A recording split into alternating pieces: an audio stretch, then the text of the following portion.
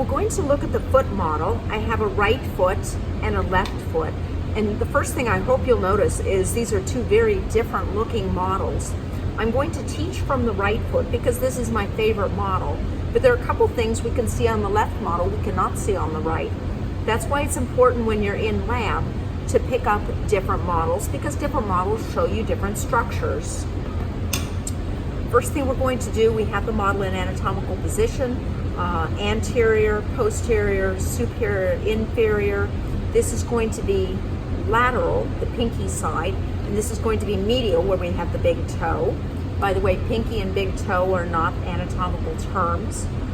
Just like if we call this little piggy that went to market, again, not anatomically correct, just for reference. So the first thing we're going to do is find our landmarks. If we look here, we notice the large weight-bearing bone on the medial side, that's our tibia. The smaller one on the lateral side is going to be our fibula. So we turn it around this way. Here's our tibia on the medial side, very obvious. And we can see the lateral malleolus over here. We look on the bottom, this is our calcaneus that you probably remember from the foot video.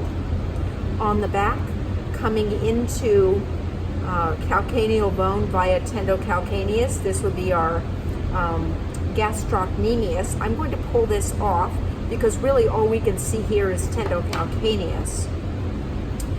So right now we're looking in the posterior compartment and we have our Tom, Dick, and Naughty Harry, which we saw on a previous video. Tom being our tibialis posterior, Dick, flexor digitorum longus, and Naughty is our posterior tibial artery and tibial nerve.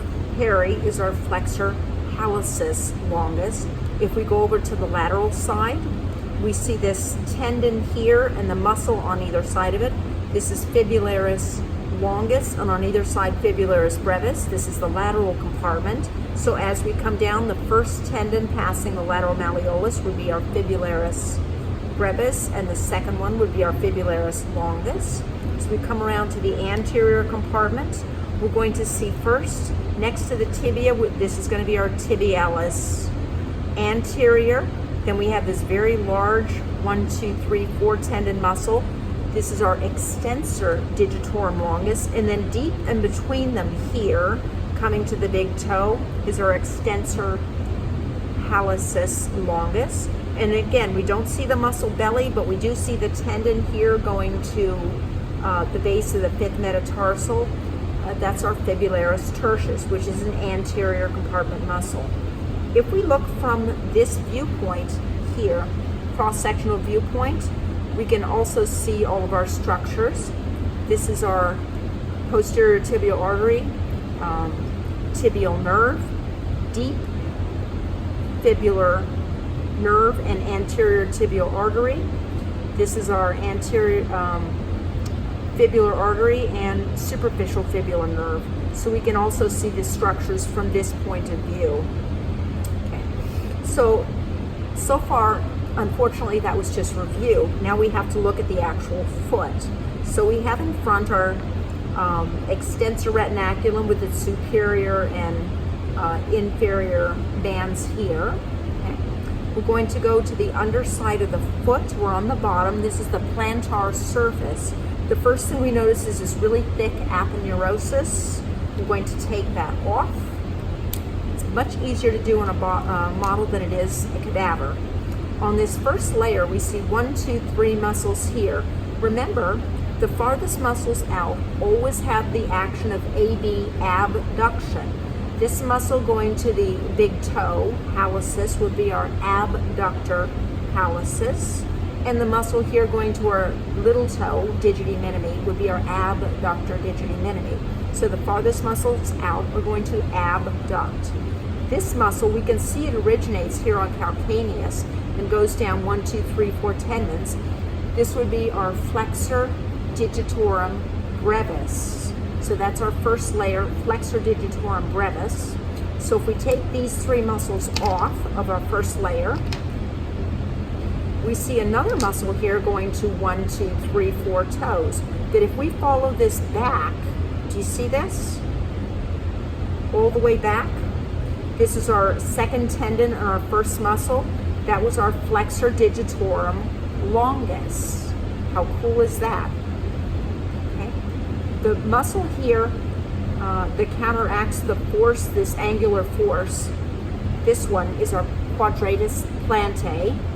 We see another tendon here coming down, this long tendon, and if we follow this one back, that's our flexor hallucis longus. So again, this one goes all the way here, okay?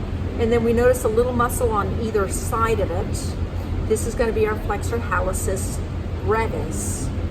So I need to point out this artery coming down is going to divide to a medial side and a lateral side. So that's our medial plantar artery and our lateral plantar artery. The nerve, the tibial nerve coming down, divides to a medial and lateral side. Medial plantar nerve and lateral plantar nerve. And then if you notice on either side here we have our lumbricals, just like we had in our hand. There are a lot of analogies between the hand and the foot. And again, if we turn this over, we can see those lumbricals really stand out. And again, on this third layer, this is our flexor hallucis longus, and this little guy would be our flexor digiti minimi. Then we have this muscle here shaped like the number 7. This one is going to be our abductor hallucis, just like what we had in the hand. And of course, we're going to have our pad and dab, which are dorsal and plantar interossei. We can't call them palmar because we're not talking about the hand. We have to call them plantar. So the deepest level are interossei. We have our ADD, adductor hallucis.